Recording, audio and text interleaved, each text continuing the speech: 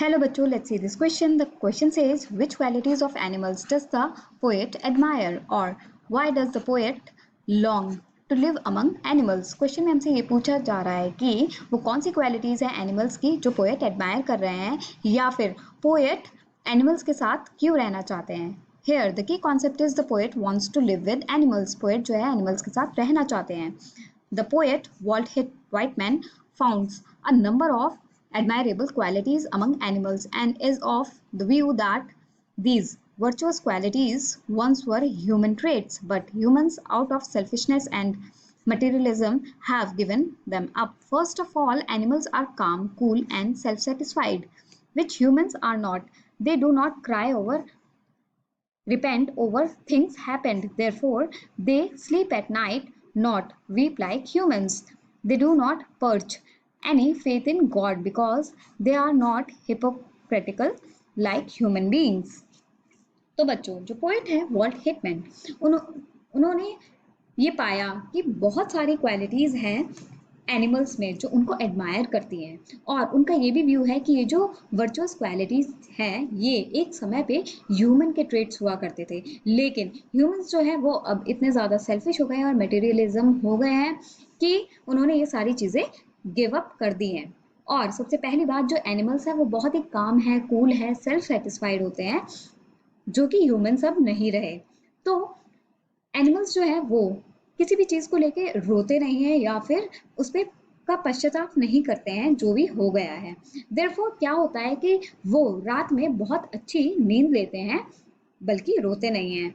और वो ऐसा कोई भी फेथ नहीं रखते हैं भगवान में, क्योंकि वो हिपोक्रिटिकल नहीं है इंसानों की तरह. Animals are free from greed and are not lost in frenzies, raised to acquire and accumulate more and more things. They are satisfied with what they have.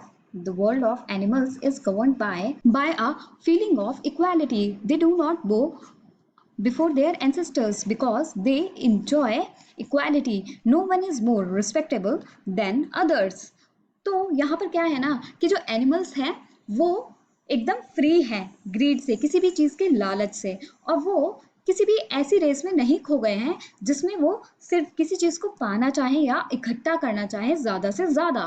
और ये वो बहुत ही सेटिस्फाइड है जो भी उनके पास है. और जो एनिमल्स का वर्ल्ड है उसमें जो फीलिंग है वो इक्वालिटी की फीलिंग है, राइट. वो अपने एंसेस्टर्स के सामने, अपने पूर्वजों के सामने झुकते नहीं हैं, क्योंकि वो इक्वालिटी एंजॉय करते हैं कि सारे ही जानवर इक्वल हैं, चाहे वो पहले मर चुके हों और चाहे वो अभी जिंदा हो, और यहाँ पर कोई भी ज्यादा या कम रिस्पेक्टेबल नहीं है. The poet is of the view that human beings have become so materialistic that they have given up human qualities of contentment and calmness. They are always occupied with hectic and restless activities. These reasons make the poet desire to live among animals, turning away from human beings. तो poet का इस चीज को लेकर ये भी view है कि ह्यूमन बींग्स जो हैं वो बहुत ही ज्यादा मटेरियलिस्टिक हो चुके हैं और उन्होंने अपनी सारी अच्छी क्वालिटीज छोड़ दी हैं, जैसे कि कंटेंटमेंट मतलब संतोष होना और कामनेस मतलब पीस होना.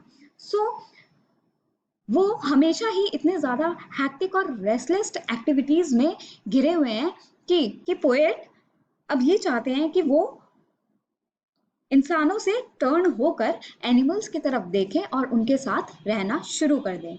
I hope you understood it well. Best of luck. Thank you.